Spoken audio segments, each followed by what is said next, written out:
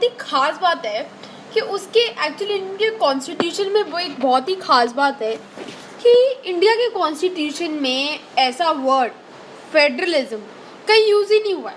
ना federalism use हुआ, ना फेडरेशन यूज़ हुआ, ऐसा वर्ड कहीं यूज़ ही नहीं हुआ है। और हम इंडिया को फेडरल गवर्नमेंट या फिर फेडरल कंट्रीज़ की एग्जांपल में लेते हैं। तो एक क्वेश्चन आ जाता है एग्जाम में, a very important question, that why is India known as a federal country, जब उसके कॉन्स्टिट्यूशन में कुछ यूज़ ही नहीं हुआ। तो the question is state that in Indian constitution nowhere it is written that India is a federal country, then how can we say that India is a federal country. जब उधर लिखा ही नहीं हुआ तो हम क्यों अपना नारा लगा रहे हैं कि हाँ भाई इंडिया फेडरल कंट्री है तो है, डिवाइडेड है तो है।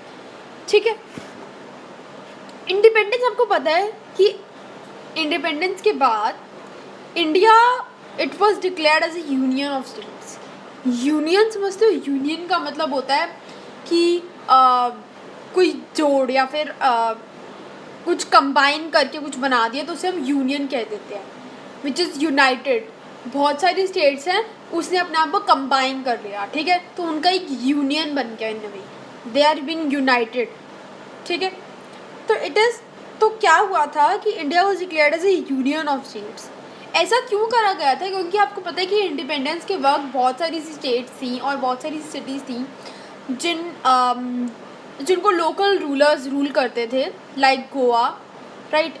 एंड ब्रिटिशर्स ने उन पे ही छोड़ दिया था कि आपको इंडिया के साथ मर्ज होना आपकी चॉइस है, पाकिस्तान के साथ मर्ज होना आपकी चॉइस है, और अगर इंडिपेंडेंट रहना तो वो भी आपकी चॉइस है। तो सरदार वल्लभ भाई पटेल जी ने उन सबको अपने इंडिया में आने को काफ़ी ज़्यादा रिक्वेस्ट की थी, और उन्होंने ये भी कहा था कि अगर आप नहीं आओगे तो हो सकता है हमें आपके खिलाफ मिलिट्री एक्शन उठाना पड़े।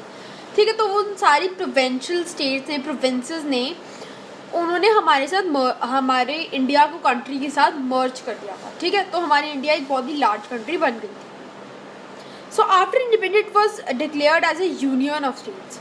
ठीक है, यूनियन बना दिया था कि भाई यूनियन है इंडिया, तो बहुत सारी स्टेट्स कंबाइन करके एक यूनियन बनाया है। ठीक है, तो बेसिकली क्या हुआ था, इट कंबाइन होके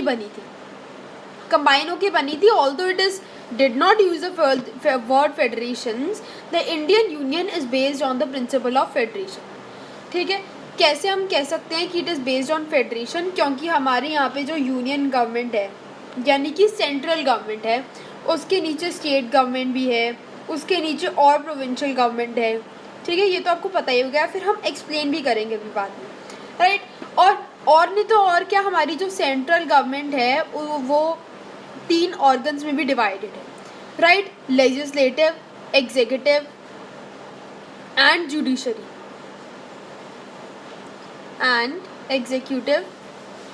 योर जुडिशरी। ठीक है, सो बेसिकली जब इतना सब कुछ डिवीजन है हमारे इंडिया में, और फेडरलिज्म की परिभाषा ही, फेडरलिज्म की डेफिनेशन ही यही कहती है कि federalism is a system of government which the power is divided. तो हमारी इंडिया में जब इतनी ज़्यादा पावर डिवाइडेड है तो ऑब्वियसली हम उसे फेडरल कंट्री ही कहेंगे। और